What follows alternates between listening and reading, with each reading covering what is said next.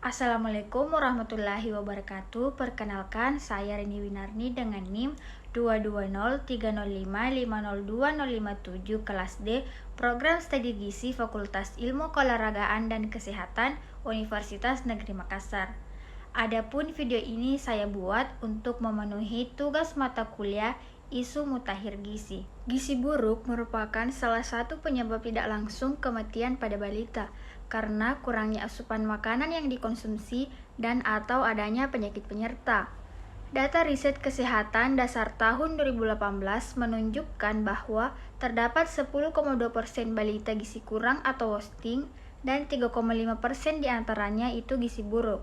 Balita gizi buruk sangat rentan terkena penyakit infeksi dan seringkali disebabkan oleh penyakit infeksi, sehingga harus dilakukan penanganan secara cepat, tepat, dan terintegrasi. Adapun materi yang akan saya paparkan yaitu 4 fase perawatan dan pengobatan gizi buruk pada balita. Nah, yang pertama ada fase stabilisasi. Fase stabilisasi merupakan fase awal perawatan yang umumnya berlangsung 1 hingga 2 hari, tetapi dapat berlanjut sampai 1 minggu sesuai kondisi klinis anak.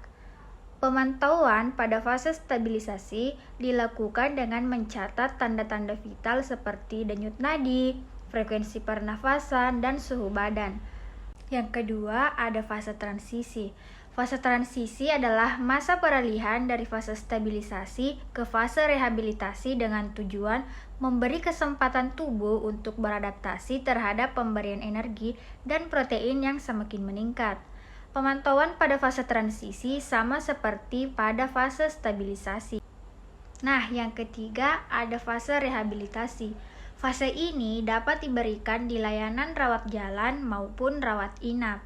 Fase ini adalah fase pemberian makanan untuk tumbuh kejar. Umumnya berlangsung selama 2 hingga 4 minggu. Kemajuan terapi dinilai dari kenaikan berat badan.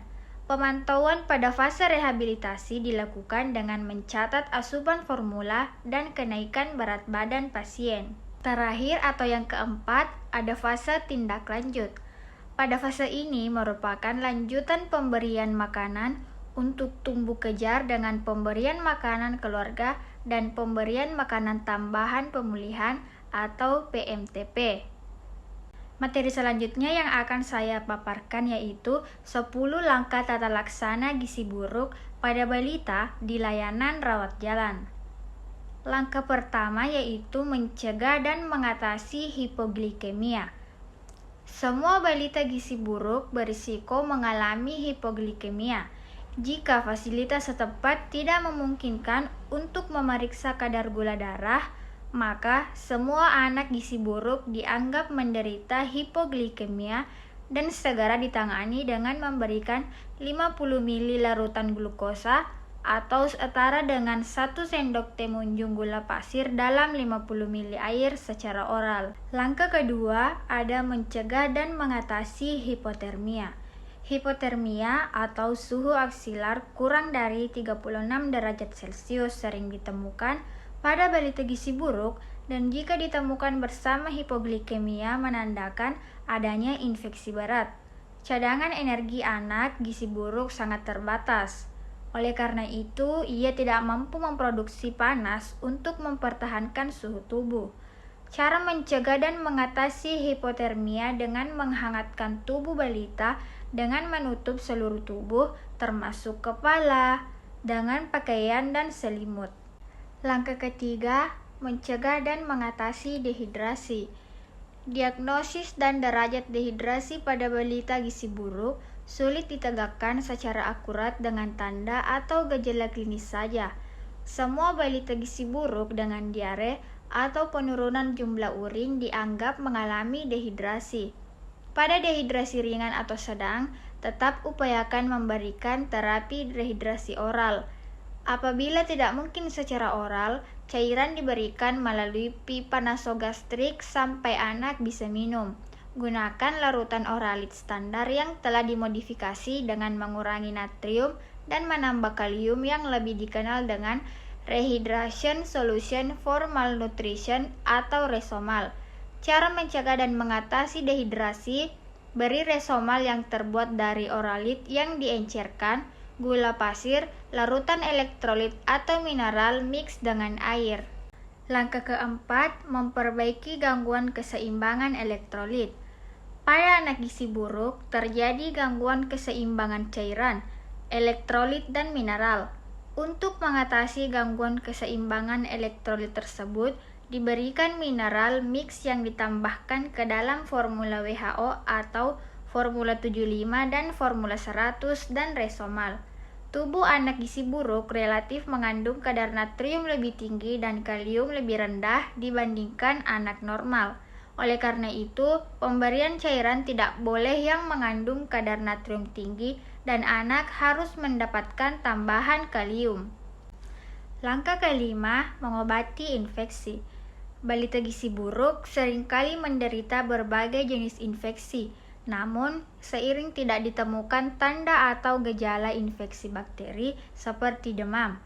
Karena itu, semua balita gizi buruk dianggap menderita infeksi pada saat datang ke fasilitas kesehatan dan segera diberi antibiotik.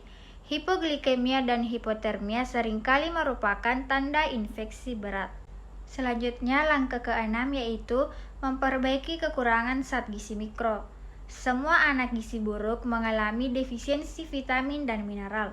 Meskipun sering ditemukan anemia, zat besi tidak boleh diberikan pada fase awal atau fase stabilisasi dan transisi.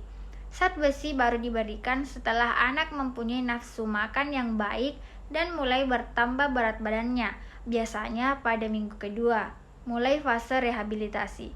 Zat besi dapat memperberat infeksi bila diberikan terlalu dini. Selanjutnya, langkah ketujuh, memberikan makanan untuk fase stabilisasi dan transisi. Diberikan untuk anak gizi buruk di layanan rawat inap. Nah, yang kedelapan yaitu memberikan makanan untuk tumbuh kejar. Pada fase rehabilitasi terjadi replesi atau pemulihan jaringan tubuh sehingga diperlukan energi dan protein yang cukup.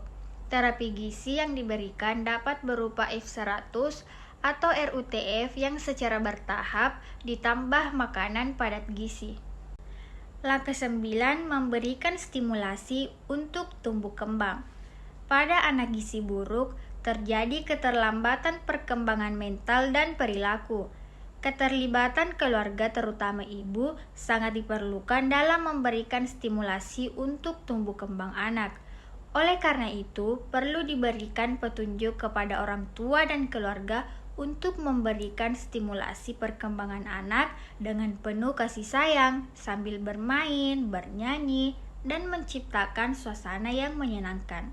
Langkah 10 atau yang terakhir, mempersiapkan untuk tindak lanjut di rumah. Persiapan untuk tindak lanjut di rumah dapat dilakukan sejak anak dirawat inap, misalnya melibatkan ibu dalam kegiatan merawat anaknya. Kriteria sembuh dari gizi buruk apabila berat badan menurut tinggi badan atau berat badan menurut panjang badan lebih besar dari -2 standar deviasi dan atau lila lebih besar dari 12,5 cm dan tidak ada biting edema bilateral. Bila balita keluar dari layanan rawat inap setelah sembuh atau sesuai kriteria tadi, maka anjurkan untuk kontrol teratur setelah pulang. Nah, itulah tadi video pemaparan dari saya. Sekian, wassalamualaikum warahmatullahi wabarakatuh.